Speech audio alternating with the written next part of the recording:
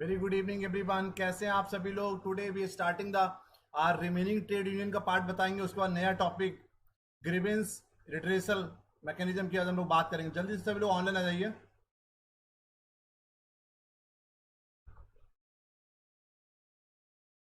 ठीक है, तो प्लीज ज्वाइन एवरीवन।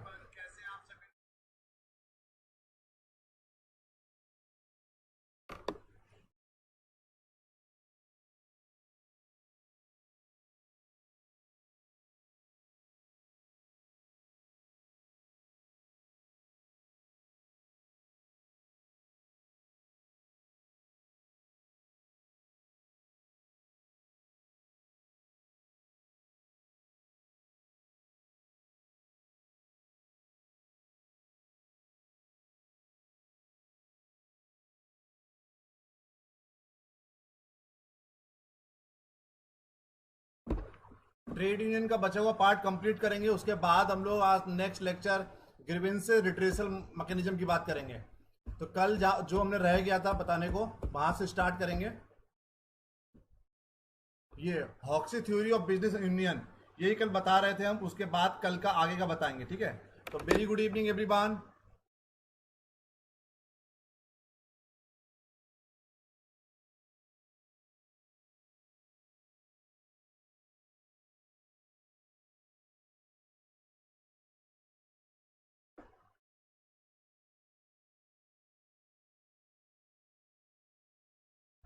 ये तो उसके आगे का पार्ट बताएंगे।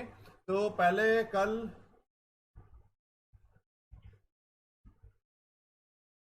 ये Hoxie theories of business functions and functional classification of unionism, ये कल बता रहे थे। यहीं पर थोड़ा नेट इंटरनेट में प्रॉब्लम आ गई थी, उसके आगे का आज हम लोग बताएंगे। तो रॉबर्ट एफ हॉक्सी ने ये थ्योरी दिया है। ठीक है, तो explain the origin of trade unionism in terms of group psychology. According to him, workers who similarly situated economically and socially closely associated, not too divergent in temperament and training, will tend to develop a common solution of their problem of living. This means that to understand the nature of trade unionism, one has to take into action not only environmental conditions but also temperamental characteristics of the worker are concerned. Thus, differences in a group psychology causes different types of union to appear. तो इन्होंने mainly क्या बोला है कि जो ऐसे लोग जिनकी एक जैसी समस्याएं हैं, जो एक जैसी जिनकी एक जैसी परिस्थितियां हैं इकोनॉमिकली सोशली, उनको एक साथ आना चाहिए, एक साथ आकर और अपनी प्रॉब्लम्स को सॉर्ट आउट करना चाहिए। ठीक है, इन्होंने ग्रुप साइकोलॉजी की बात किया इन्होंने। तो Hoxie's greatest contribution the theories of unionism was to classify labour organisation according to the functional operation. इन्होंने the main types of trade union according to Hoxie's were 5। इन्होंने 5 अलग अलग टाइप्स का ट्रेड यूनियन की बात की है। ठीक है, तो इन्होंने कुल मिलाकर बात किया कि ऐसे सभी लोग जिनकी एक जैसी इकोनॉमिकली और सोशली कंडीशंस है, उनको आपस में आना चाहिए और कॉमन सोल्यूशन सर्च आउट करना चाहिए या फाइंड आउट करना चाहिए। ठीक, अब कौन कौन से 5 चीजों की बात की? पहला हुआ बिजनेस यूनियन। 5 टाइप के ट्रेड यूनियन की इन्होंने बात की। These are also known as bread and butter union. These are trade conscious rather than class conscious. ऐसे लोग जो ट्रेड कॉन्शियस होते rather than class conscious, they accept the existing economic system aim at bringing about improvement in the wages and working condition of their members. Collective bargaining is the usual method followed by these unions with heavy reliance on strike as a weapon. तो कुल मिलाकर इसको हम लोग bread and butter union भी कहते हैं। These are trade conscious. ये लोग ट्रेड कॉन्शियस, ज्यादा क्वेश्चन पेपर में ऐसे पूछा जाता है हॉक्सीज का कौन सा ट्रेड यूनियन है जो ट्रेड कॉन्शियस होता है, तो ये बिजनेस यूनियन ट्रेड कॉन्शियस होता है रादर देन क्लास कॉन्शियस। ये जो भी इकोनॉमिक सिस्टम एग्जिस्टिंग होता है उसको ये लोग एक्सेप्ट कर लेते हैं। तो they accept the existing economic system and aim at bringing about improvement in the wages. और उसके साथ साथ एग्जिस्टिंग इकोनॉमिक सिस्टम को एक्सेप्ट करने के बाद और जो एग्जिस्टिंग सिस्टम में इंप्रूवमेंट लाने की कोशिश करते हैं जिससे वर्किंग कंडीशन इंप्रूव हो और वेजेस इंप्रूव हो। इनका जो मेन टूल होता है collective bargaining. Collective bargaining is the usual method followed by these unions with heavy reliance on strike as a weapon. तो ये लोग कलेक्टिव बार्गेनिंग पे बात करते हैं। जो भी अगर इनको कोई दिक्कत होती है तो कलेक्टिवली आपस में आके अपनी बात मैनेजमेंट के सामने रखते हैं। इनका जो मेन इनका मुद्दा होता है, जो मेन इनका instrument that is called strike. अगर इनकी बात नहीं मानी जाएगी कलेक्टिव बार्गेनिंग के थ्रू, तो वेपन वेपन इनका मेन क्या है, स्ट्राइक, स्ट्राइक कर देंगे। इसको बोलते हैं बिजनेस यूनियन, क्योंकि ये ट्रेड कॉन्शियस होते हैं। अब ये फ्रेंडली और uplift union, such unions are essentially idealistic in view point. ये आइडियलिस्टिक होते हैं, आइडियल इन्हीं को माना जाता है।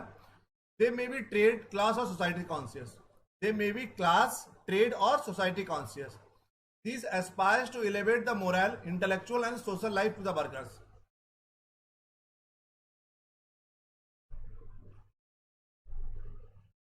किसका एग्जाम्पल? एग्जाम्पल ट्रेड यूनियन का किसी को नाम नहीं पता होता है तो इसका एग्जाम्पल ऐसा नहीं हो सकता कुछ भी, बट आपको हम बता रहे हैं कि ऐसे ऐसे ऑर्गेनाइजेशन जहां पर ट्रेड यूनियन क्रिएट किया जाता है, ट्रेड यूनियन में क्रिएट करने में वो लोग ट्रेड कॉन्शियस ज्यादा होते हैं, क्लास कॉन्शियस कम होते हैं। अगर XYZ का नाम एग्जाम्पल किसी ट्रेड यूनियन का नाम दे भी देंगे, वो आप लोगों को नहीं पता होगा, उसका there is no significance of the example of the particular things. Friendly और uplift unions, such unions are essentially idealistic in view point. कुछ यूनियंस आइडियली, उनको आइडियल माना जाता है। They may be trade, class और सोसाइटी कॉन्शियस।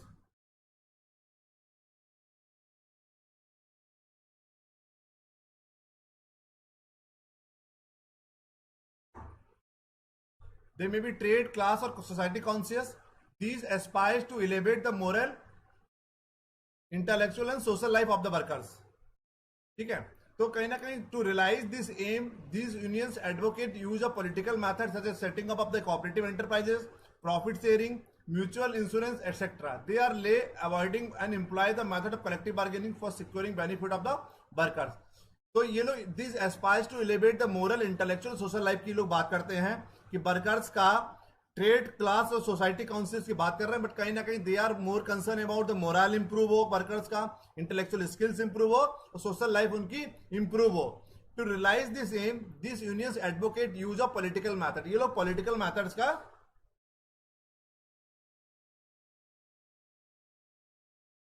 ट्रेड कॉन्शियस, जो more concern है trade में, class conscious is all about the employ conscious.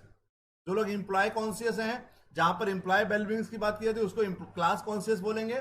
जहां पर मेन फोकस ट्रेड को किया जा रहा है, व्यापार को किया जा रहा है, बिजनेस को किया जा रहा है, उसको ट्रेड कॉन्शियस बोलेंगे। तो दे आर ले avoiding and employ the methods of collective bargaining for securing benefit of the workers. तो ये लोग कहीं ना कहीं कलेक्टिव बार्गेनिंग के थ्रू मैथ यूज करके और वर्कर्स के बेनिफिट की बात करते हैं। और वर्कर से कौन से बेनिफिट की? मोरल इंप्रूव हो, इंटेलेक्चुअल स्किल्स इंप्रूव हो, सोशल लाइफ इंप्रूव हो। ठीक है, और ये लोग कौन सा यूज करते हैं? जैसे यहां पर इनका मेन वेपन क्या था? स्ट्राइक। ये लोग पॉलिटिकल मेथड्स का यूज करते हैं। पॉलिटिकल मेथड्स जैसे setting up the corporation enterprises, cooperative enterprise बना लिए, प्रॉफिट शेयरिंग कर ली आपस में एम्प्लॉयज और लेबर्स के बीच में, या कोई दोनों ने बीच में अपना म्यूचुअल इंश्योरेंस कर लिया। ठीक है, अगला है रिवोल्यूशनरी यूनियंस। अब तो रिवोल्यूशनरी यूनियंस कौन सा होता है? Such unions are extremely radical both in view point in actions. ये बहुत रेडिकल होते हैं। They are distinctly class conscious rather than trade conscious. यहाँ पर क्लास कॉन्शियस की बात ज्यादा करते हैं, ट्रेड कॉन्शियस की बात कम करते हैं। इमोशनल वेलबींग्स की, अपलिफ्टमेंट की ज्यादा बात कर रहे हैं, सोसाइटी की, जो ट्रेड यूनियन की ट्रेड पे कम फोकस कर रहे हैं। दे reject private ownership of productive resources. ये लोग पूरी तरह से प्राइवेट ओनरशिप को रिजेक्ट कर देते हैं। And the basis system, their weapons are either political actions or direct action in the form of strike. इनका मेन वेपन क्या होता है? पॉलिटिकल एक्शन लेंगे, ये direct action in the form of strike करेंगे, बॉयकॉट करेंगे, सॉर्टेज करेंगे और वायलेंस करेंगे। ठीक है,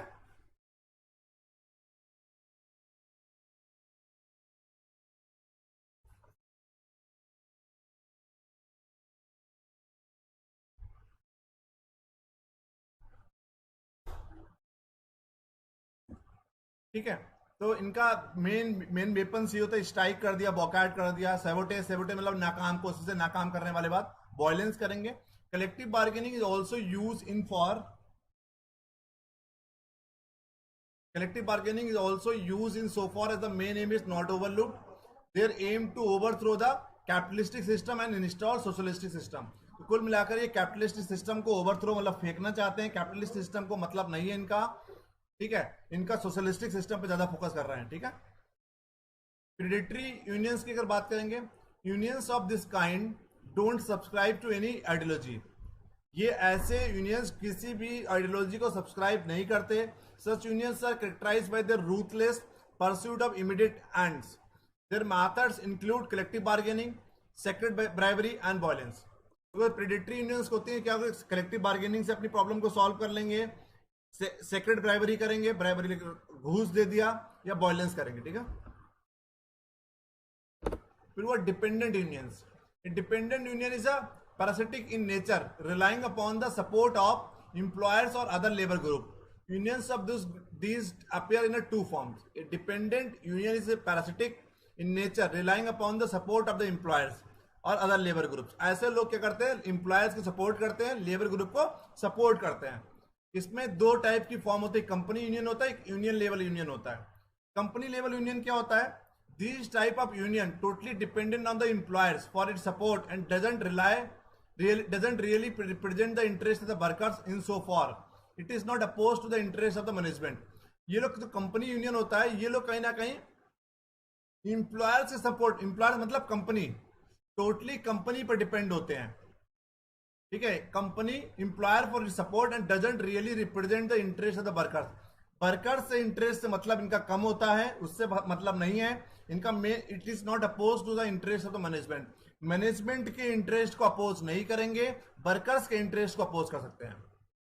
यूनियन लेवल यूनियन क्या होता है, this type of union depend upon the union level being imprinted on the product made by union members. ये लोग यूनियन कंसर्न होते हैं, जो ट्रेड यूनियन होता है उसके कंसर्न होते हैं, मैनेजमेंट ओरिएंटेड नहीं होते, यूनियन ओरिएंटेड होते हैं. Hoxie predicted that with the rise of union power collective bargaining would develop into a form of industrial democracy and bring an end of the profit system. कुल मिलाकर इनके कहने का मतलब था, यूनियन पावर जितनी बढ़ेंगी, कलेक्टिव बार्गेनिंग डेवलप क्या करेगा, एक इंडस्ट्रियल डेमोक्रेसी डेवलप करेगा, प्रॉफिट सिस्टम खत्म कर देगा. अगला हो गया टेनेबॉम एंटी टेक्नोलॉजी थ्योरी. ये हमने कल बता दिया था, इंटरनेट में दिक्कत हो गई थी इसलिए आप लोग नहीं समझ पाए. टेनेबॉम एंटी टेक्नोलॉजी थ्योरी क्या है, this machine is the center of gravity in the present day industrial community. It is the dominance of machine that give rise to the trade unionism. The industrial revolution destroyed the older way of life and left the individuals workers to the mercy of the employers. The worker become completely dependent upon the machine and the employer degraded them and made them insecure. The trade union movement aims and control over the machine so as to overcome the insecurity. According to the Tenenbaum, the emergency of unionism is spontaneous and inherent in the growth of capitalism. It reflects the argue of the human being to have control over machine. Tenenbaum saw the labor movement ultimately displacing the capitalist system by industrial democracy. कुल मिलाकर मुद्दा समझिए इसका, जैसे कि अभी कुछ दिन पहले पेपर में खबर आई थी, 3-4 दिन पहले, कि due to the automation. Automation क्या होता है, और कि ऑटोमेटिक सिस्टम हो रहा है, मशीन, ह्यूमन का इन्वॉल्वमेंट कम हो रहा है, सब कुछ काम मशीन से हो रहा है. एक न्यू आर्टिकल आया था, ये international monetary fund, world bank भी बोल चुके हैं कई बार, कि ऑटोमेशन के चक्कर में भारत 3 मिलियन 30 लाख जॉब हर साल लूज कर रहा है, क्योंकि हर काम मशीन से हो रहा है. आजकल जाइए बैंक में, चेकबुक भी प्रिंट हो रही है, कैश भी डिपॉजिट हो रहा है, बैंक स्टेटमेंट भी निकाल लीजिए. तो बड़ी बड़ी मशीनों से ऑटोमेशन के चक्कर में क्या हो रहा है कि एम्प्लॉयमेंट, ऑटोमेशन के चक्कर में एम्प्लॉयमेंट क्या हो रहा है, कम हो रहा है, अनएम्प्लॉयमेंट ज्यादा हो रहा है. तो कहीं ना कहीं कंट्रोल सबसे ज्यादा क्या हो रहा है, आज के टाइम में पूरा कंट्रोल मशीन के पास में है, और इंडिविजुअल इंसान भी मशीन पे ज्यादा डिपेंडेंट हो रहा है. समझ रहे हैं, तो मशीन पे ज्यादा डिपेंडेंट हो रहा है. इसके चक्कर में इंसान को, एक जो एम्प्लॉयर्स हो उनको इनसिक्योरिटी फील हो रहा है. ठीक है, लोग तो एम्प्लॉयर भी, ये जो कंपनी भी है, कंपनी भी मशीन्स को ज्यादा इंपॉर्टेंसी दे रही है, एम्प्लॉयर्स को कम इंपॉर्टेंसी दे रही है. तो इसीलिए ट्रेड यूनियन मूवमेंट क्या कहता है, trade union movement aims control over the machine so as the come overcome insecurity. Trade union का कहने का मतलब है कि ह्यूमन बीइंग कंट्रोल करे मशीन पे, जिससे कि इनसिक्योरिटी कम हो. अगर मशीन पे आप कंट्रोल करेंगे तो इनसिक्योरिटी कम होगी आपकी जॉब जाने की. According to the Tenenbaum, the emergency of unionism is spontaneous and inherent in the growth of capitalism. So it reflects the argue of the human beings to have control over the machine. कहने का मतलब है trade union का कि आप machine के ऊपर control करेंगे तभी कहीं ना कहीं इंडस्ट्रियल डेमोक्रेसी सेट कर पाएंगे, अदरवाइज कैपिटलिस्ट सिस्टम चलता रहेगा. मशीनें ज्यादा काम करेंगी, ह्यूमन बीइंग कम काम करेगा, मशीन रिप्लेस कर देगा ह्यूमन बीइंग को, और आपकी नौकरी हमेशा इनसिक्योर में रहेंगे, आप जॉब इनसिक्योरिटी रहेगी आपकी हमेशा. अब आया common pragmatic approach. This theory is based on a set of basic premises which are mostly environmental factor. This theory is based on a set of basic premises which are mostly environmental factor. That is why this theory is called environmental theory of labor movement.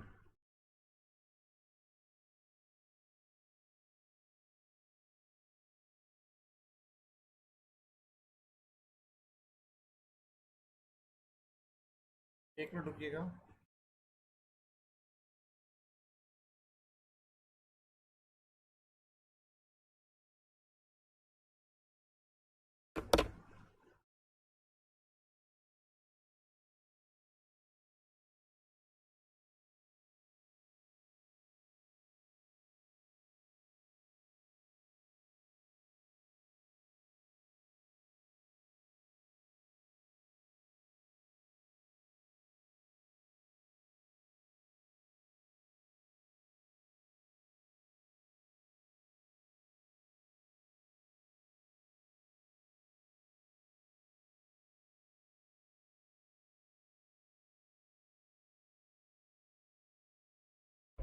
ठीक है, तो common pragmatic approach क्या कहती है? ये theory पूरी basic premises mostly environmental factor पे ज्यादा डिपेंड करती है. That is why this theory is also called the environmental theory of labour movement. The outcomes of the common theory of labour unionism is non revolutionary and implies non acceptance of capitalism which fail considerably short of even the web expectations of political evolution. तो कुल मिलाकर कहना था कि इनको capitalism को accept नहीं करेंगे, इन्वायरमेंट पर ज्यादा फोकस करेंगे. कुल मिलाकर ये समझिए. अब स्ट्रक्चर एक बार इसका स्क्रीनशॉट ले लीजिए आप. ठीक है, इसको आगे बताएंगे.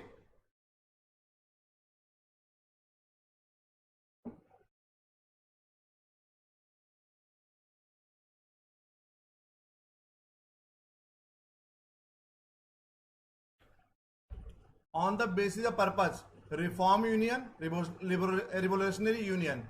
इसमें बिजनेस यूनियन हो गया, अपलिफ्ट फ्रेंड यूनियन हो गया, फ्रेंडली यूनियन हो गया. इसमें अनक्रिस्ट हो गया, पॉलिटिकल यूनियन हो गया, प्रेडेटरी यूनियन हो गया, डिपेंडेंट यूनियन हो गया. On the basis of membership structure में craft union, industrial union, staff union और जर्नल यूनियन. तो इसमें on the basis of membership structure में आपको केवल थ्योरी पढ़ना है, केवल पढ़ना है कि कौन सा यूनियन किसके अंतर्गत आता है. ये क्वेश्चन कई बार नेट में पूछा गया है और कमीशन के एग्जामिनेशन में भी कई बार क्वेश्चन पूछा गया है कि on the basis of purpose में कौन सा आएगा, on the basis of membership structure में कौन सा आएगा. ठीक है, clear? So this is all about a trade union.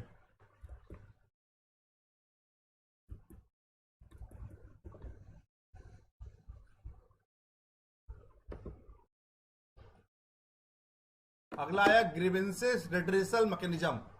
Grievances redressal mechanism.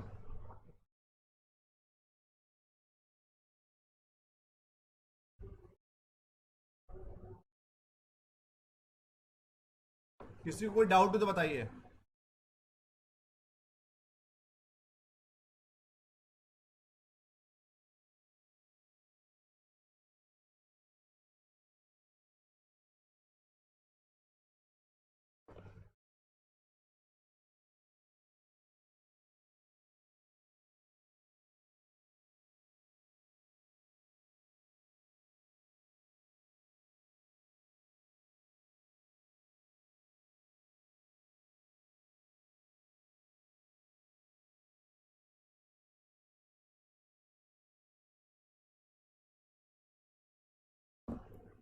चलो एक बार आप लोग पढ़ लीजिएगा, कोई डाउट हो तो पूछ लीजिएगा. Next topic is grievances redressal mechanism. ये भी टॉपिक है. ग्रीवेंसेस तो आपको पता है कि एक ऑर्गेनाइजेशन में काम करेंगे तो कई सारे टाइप्स के ग्रीवेंसेस हो सकते हैं. तो उसको रिड्रेसल मैकेनिज्म क्या होता है, किस तरीके से उनकी प्रॉब्लम्स को हम लोग सॉल्व आउट करेंगे, कैसे रिड्रेसल करेंगे, कैसे हम उन प्रॉब्लम्स को टैकल आउट करेंगे, उन्हीं सब चीजों की आज हम लोग इसमें बात करने वाले. तो ये लेक्चर 2 या 3 2 में चलेगा. आज पढ़ाएंगे इसको, कल पढ़ाएंगे. Introduction. Dissatisfaction, complaint, grievances. Anything that disturb an employee, whether or not to unrest, is expressed in a word. That is called dissatisfaction. होता है कि dissatisfy होते हैं. Complaint is spoken or written dissatisfaction brought to the attention of the supervisor or the shop steward in charge. That is called. Complaint हम लोग कोई return और spoken complaint करते हैं किसी को अटेंशन में लेके जाते हैं। Grievances a complaint that has been formally presented to a management representative to a union official। ठीक है, तो हम लोग डिससेटिस्फैक्शन, कंप्लेंट और ग्रीवेंसेस तीन अलग अलग चीज हो गई। डिससेटिस्फाई है, संतुष्ट नहीं है, कंप्लेंट शिकायत, ग्रीवेंसेस दुखी परेशान। तो डिससेटिस्फैक्शन हो गई एनीथिंग, आपको कोई भी चीज डिस्टर्ब कर रही है, anything that disturb an employee whether or not to unrest is express in a word. जो वर्ड्स में हम लोग एक्सप्रेस नहीं कर रहे हैं, that is called dissatisfaction. Complaint a spoken or written dissatisfaction brought to the attention of supervisor or shop steward, that is called complaint. Grievances, a complaint that has been formally presented to a management representatives or to union official, that is called grievances। Grievances defined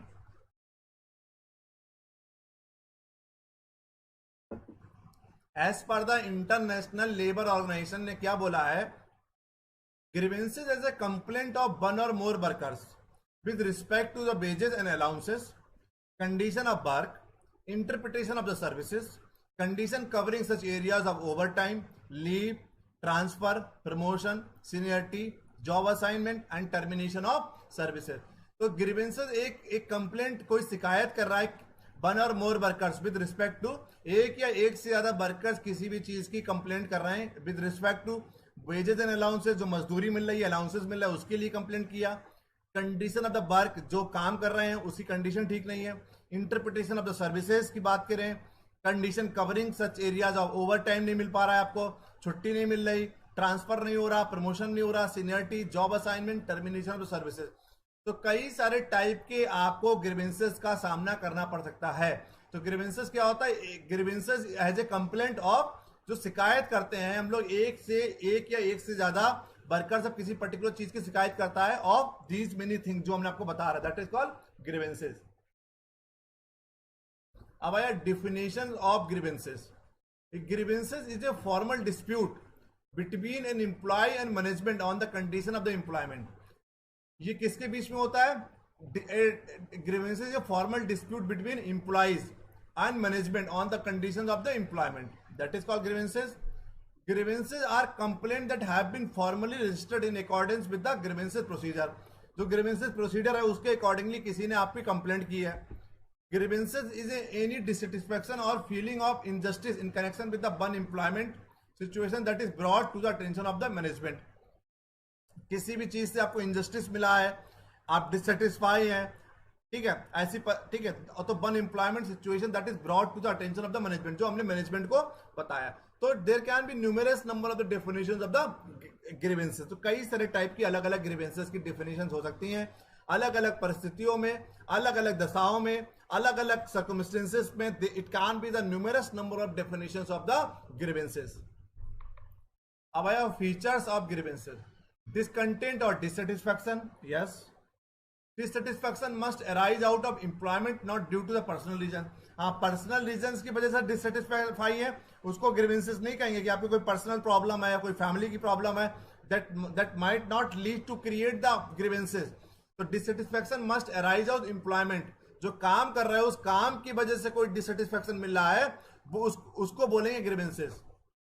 the discontentment can arise out of real or imaginary reasons, कोई real or imaginary reasons की वजह से आपको कुछ discontentment है। The discontent may be voice or unvoice but it must expression in some form.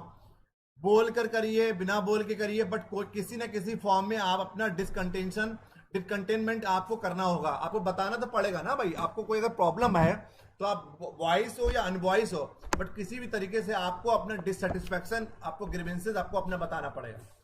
Broadly speaking, a grievances is a noticeable and traceable to real or perceived non-fulfillment of one expectation। Simple भाषा में समझिए, जब किसी की expectations पूरी नहीं होती, जो परसीव नहीं कर पाता है, उसको हम लोग क्या कह देते हैं कि ग्रीवेंसेस हो गया। मतलब what actually you have thought, अगर वो आपको नहीं मिल पा रहा है ऑर्गेनाइजेशंस में, अब परसीव नहीं हो पा रहा है, आपको एक्सपेक्टेशंस आपकी पूरी नहीं हो रही, तो it might lead to create the dissatisfaction, और dissatisfaction further will be move on in a grievances. और या forms of grievances, factual, imaginary and disguise, ठीक है। अब आया reason of grievances. Economic work environment, economically हो गई, वर्क इन्वायरमेंट हो गया, सुपरविजन हो गया, वर्क ग्रुप हो गया, मिसलेनियस। कोई इकोनॉमिकली आपको सैलरी आपको सैलरी नहीं मिल रही है, जो वेजेस आपको मिलना चाहिए आपको 500 रुपए, मिल रहा है आपको 400 रुपए या 300 रुपए, तो इकोनॉमिकली आप सेटिस्फाइड नहीं है, इकोनॉमिकली नीड्स आपकी पूरी फुलफिल नहीं हो पा रही है। या वर्क इन्वायरमेंट, आपका जो वर्क कल्चर है वो आपके मतलब आपका सुपरवाइजर आपको बहुत टॉर्चर कर रहा है, या आपके पीयर्स जो कलीग्स हैं बहुत टॉर्चर कर रहा है, तो that is all about the कि work environment is not comfortable और work environment is not favourable. तो there can be numerous number of reason behind the कि work environment is not favourable. Supervision, भाई manager आपका वो supportive नहीं है। Work group जिसके लिए काम कर, मिसलेनियस तो कई सारे कारण हो सकते हैं, भाई प्रमोशंस हो गया, ट्रांसफर हो गया, ठीक है, आपका लीव हो गया, ओवर टाइम हो गया, तो मिसलेनियस में बहुत सारे रीजंस हो सकते हैं मेरे ग्रीवेंसेस के। ह्यूमन एस्पेक्ट क्या होता है? Work environment, light, space, heat, use of equipment, tools और पुअर मेंटेनेंस हुआ तब, सुपरवाइजरी प्रैक्टिसेस, पर्सनालिटी क्लासेस होता है कभी दो लोगों के बीच में, managers behaviour, problem with the pay, allowances नहीं मिल रहा है आपको, perceived inequalities in treatment, pay appeals against performance related awards, organisational change. तो वर्क इन्वायरमेंट आपका कैसा है? लाइट है, आपको आपको सही वर्क इन्वायरमेंट नहीं है, आपका यूज ऑफ इक्विपमेंट ठीक से नहीं है, आपके इंस्ट्रूमेंट जो यूज कर रहे हैं, इक्विपमेंट जो यूज कर रहे हैं, मशीनरी जो यूज कर रहे हैं वो फेवर में नहीं है। सुपरवाइजरी प्रैक्टिसेस, जो मैनेजर है आपका, personality classes, managers behaviour, problem with the pay allowances. तो ह्यूमन एस्पेक्ट, कई सारे वजह से ह्यूमन एस्पेक्ट को क्या होता है, एक ग्रीवेंसेस का सामना करना पड़ता है। अब आया टाइप्स ऑफ ग्रीवेंसेस। पहला है इंडिविजुअल ग्रीवेंसेस।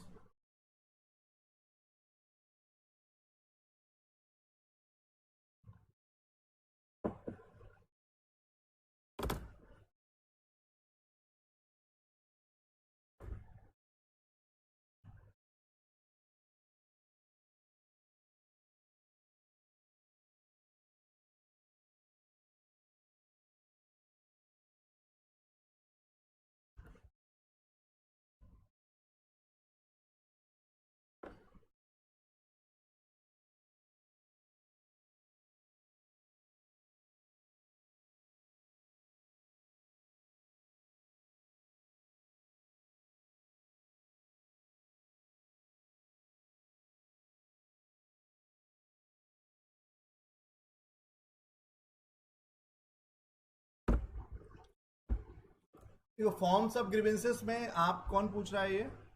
यस, लक्ष्मी। देखिए, फैक्चुअल क्या होता है? फैक्चुअल तो हो गया, तो फैक्ट एंड फिगर के बेसिस पे हो रही है। आपको मिलना चाहिए था 500 रुपए, आपको मिल रहा है 400 रुपए। आपको 8 घंटे काम करना था, आप काम कर रहे हैं 9 घंटे 10 घंटे। तो ऑन द बेसिस तो what ever the fact and figure, तो फैक्चुअल ग्रीवेंसेस है, जो एक रिटर्न आपको कुछ बोला गया, काम आप कुछ कर रहे हैं, that is called factual grievances.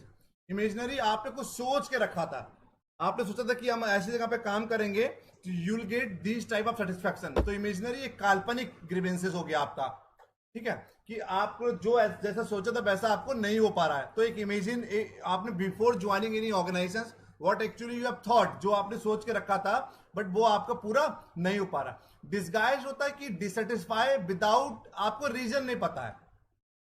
Disguise grievances होता है you are dissatisfied but even you don't know what is the reason behind it. Clear? तो it arises, disguise grievances, it arises when employed is dissatisfied due to the reason unknown to them। उसको reason ही नहीं पता कि क्यों वो परेशान है, क्यों ग्रीवेंसेस है।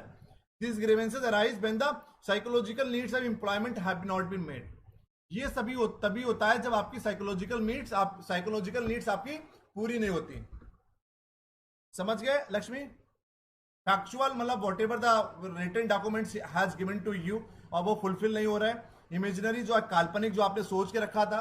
डिसगाइज, जो साइकोलॉजिक, आपको एक्चुअली में डिससेटिस्फाई है, आपको रीजन नहीं पता क्या है। उसका एक रीजन ये हो सकता है कि साइकोलॉजिकली नीड्स आपकी पूरी नहीं हो रही, that is the only reason आपको ग्रीवेंसेस हुआ। कोई डाउट इसमें? अब आया टाइप्स ऑफ ग्रीवेंसेस। पहला हुआ individual grievances. Complaint that an action by management has violated the right of an individual as set out in the collective agreement or law or by some unfair practices. The discipline, demotion, classification dispute, denial of the benefit etcetera. तो individual grievances क्या हो गया, कोई discipline में नहीं है, किसी का डिमोशन कर दिया आपने, classification dispute, denial of the benefit, benefit देने को मना कर दिया, जिसको बोलते हैं हम लोग individual grievances. The complaint that an action by the management has violated the right of an individual, एक इंडिविजुअल्स की मैनेजमेंट ने क्या करा, कुछ एक इंडिविजुअल्स के राइट ले लिए, इंडिविजुअल्स को परेशान, इंडिविजुअल्स को कोई आपको क्या बोलते हैं, कुछ उसका डिमोशन कर दिया, पर बेनिफिट देने को मना कर दिया, that is called individual grievances. एक इंडिविजुअल एक इंसान के लिए हो गए। ग्रुप ग्रीवेंसेस क्या होते हैं, complaint by a group of individuals, for example a department or a shift that has been affected by the same way and at the same time by an action taken by the management. An example of a group grievances would be where the employer refused to pay a shift premium to the employees who work an afternoon shift when the context entitled them to it. कुल मिलाकर group grievances का मतलब है कि पूरे group को grievances हो गया। मतलब इसका एग्जांपल हमने दिया है कि जो लोग नाइट शिफ्ट में काम करेंगे उसको एक एडिशनल पे मिलना है, बट एडिशनल पे नहीं दे रहा है। वो कह रहे हैं कि आप इंटाइटल हो, मैनेजमेंट कर, आप इंटाइटल हो, आपको रात में भी काम करना पड़ेगा, दिन में भी काम करना पड़ेगा, एक शिफ्ट चूज करनी पड़ेगी, whether you can choose day shift और नाइट शिफ्ट। तो आपको काम बराबर 8 घंटे ही करना है, तो आपको नाइट का या आपको डे का, आपको कुछ इंटाइटल अलग से कुछ इंटाइटल नहीं हो आप, तो इट माइट, तो उसकी किसी ने कंप्लेंट कर दी, that is called group grievances. तो ग्रुप ग्रीवेंसेस क्या हो गई कि group of individuals, complaint by group of the individuals. For example department, आपका एग्जांपल दे दिया हमने आपको कि ऐसे पूरे का पूरा ग्रुप क्या हो गया, परेशान है, डिससेटिस्फाई है, इसको बोलते हैं ग्रुप ग्रीवेंसेस। फिर हुआ policy grievances, complaint by the union that an action of management और फेल्यूर और refusal to act, violation of the agreement that could affect all who are covered by the agreement. Group grievances are often treated as a policy grievance. For example, management assign a study day shift employees to work on off shift without regard to seniority. कुल मिलाकर policy grievances का मतलब है आपको policy में कुछ लिख के दिया गया था, रूल्स रिजिड, रिटन डॉक्यूमेंट्स में कुछ और कह रहा है और आपने क्या करा, उनका वॉयलेशन करा है, that is called policy grievances. आपसे बोला था कि 9 से 5 काम करना है, काम आप करा रहे हैं 9 से 6, तो whatever the rigid, whatever the rules and regulations, whatever the rules and regulation prescribed by management to you, जो भी एक नियम बताए गए थे मैनेजमेंट के द्वारा आपको, वो मैनेजमेंट ही फॉलो नहीं कर रहा, उसकी वजह से क्या हो रहा है, पूरा इंप्लॉयज क्या हो रहे हैं, सफर कर रहे हैं, उनको डिससेटिस्फैक्शन मिल रहा है, that is called types of grievances में policy grievances. Effect of grievances, grievances का इफेक्ट क्या होता है ऑन प्रोडक्शन, भाई लोग दुखी होंगे, डिससेटिस्फाई होंगे, तो क्या होगा, low quality of production, low productivity, increase in the wastage, increase in the cost of production. तो क्या होगा, लो क्वालिटी ऑफ प्रोडक्शन होगा, लोग काम ठीक से नहीं करेंगे, प्रोडक्शन कम, प्रोडक्टिविटी कम होगी, लो प्रोडक्टिविटी होगी, वेस्टेज ज्यादा होगी, increase in the cost of production, production की कॉस्ट बढ़ जाएगी। ऑन एम्प्लॉयज इंक्रीज अब्सेंटिज्म, लोग नौकरी पे नहीं आएंगे, छुट्टी लेंगे ज्यादा, अब्सेंटिज्म बहुत ज्यादा होगा। Reduction in level of commitment, employees commitment अपना खत्म कर देंगे, ज्यादा कमिटमेंट से काम नहीं करेंगे। इंक्रीज इन द एक्सीडेंट बहुत ज्यादा होने की चांस रहेगी। Reduce the level of employees moral, और इंप्लॉयज का मोरल भी कम होगा। ऑन मैनेजर्स पे क्या फर्क पड़ेगा, stand superior subordinate relation superior और सबॉर्डिनेट का रिलेशन खराब होगा। नीड फॉर इंक्रीज सुपरविजन, उनको क्या होगा, सुपरविजन और करना पड़ेगा, अपना जितना वो सुपरवाइज कर रहे हैं तो और सुपरवाइज करना पड़ेगा, कंट्रोल और करना पड़ेगा। Follow up increase in the unrest thereby machinery to maintain the industrial peace. तो कुल मिला के क्या होगा कि मैनेजर्स को क्या फर्क पड़ेगा, सबऑर्डिनेट और सुपीरियर्स का रिलेशन खराब होगा, सुपरविजन ज्यादा करना पड़ेगा, कंट्रोल ज्यादा करना पड़ेगा, ठीक है। अब आया benefit of grievances handling procedures, उसका बेनिफिट क्या होता है। It encourage employees to raise concern without fear of reprisal, benefit तो हो गई होगा। It provide fair and speedy means of dealing of grievances. It provide minor disagreement developing into the more serious disputes. It saves employer times and money as a solution for are found for workplace problem. It help build in organisational climate based on the openness and trust. Simple है बहुत।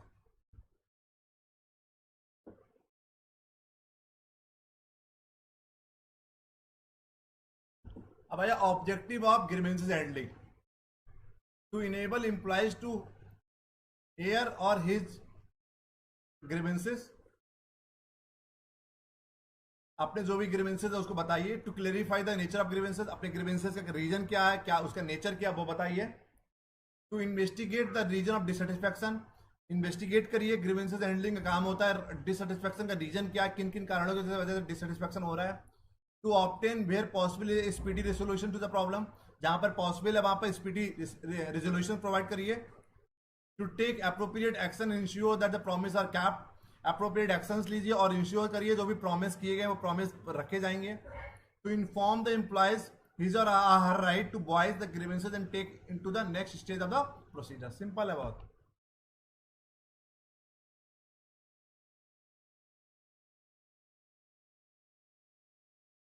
आज के लिए इतना ही है। कल से class आपकी फिर से 6 बजे होगी। कल से क्लास शाम को 6 बजे फिर दोबारा, ठीक है। 9 बजे वाली क्लास नहीं होगी, कल से फिर 6 बजे क्लास होगी। 5:30 पे गर्मी बहुत ज़्यादा होती है, तो कल से फिर 6 बजे क्लास होगी। इसमें बहुत कुछ है, देखिए अभी बहुत कुछ है इसमें।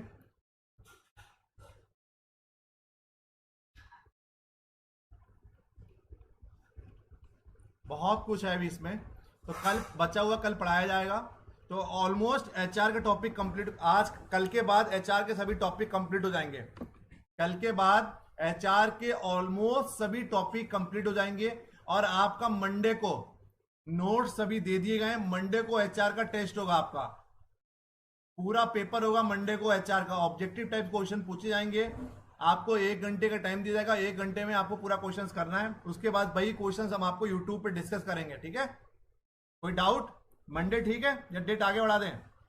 मंडे के भी सफिशिएंट टाइम है, 5-6 दिन है। कल हम आपका एचआर का सिलेबस कंप्लीट करा देंगे, कल नहीं तो परसों तक की 100% सिलेबस आपका एचआर का कंप्लीट हो जाएगा। जितना आपको पढ़ाएगा उसी से क्वेश्चन पूछे जाएंगे। आप लोगों को 40 मिनट 50 मिनट का टाइम दिया जाएगा, 50 क्वेश्चन आपसे पूछे जाएंगे। और उसके बाद हम लोग यूट्यूब पे उसको डिस्कस भी करेंगे लाइव क्लास में। कोई डाउट? मंडे ठीक है। और कल से शाम को 6 बजे क्लास होगी, ठीक है।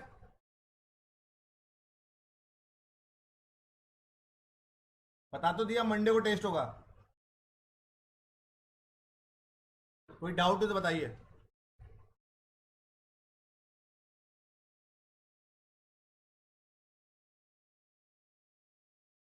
Anyone is having problem with the Monday, so please do tell me.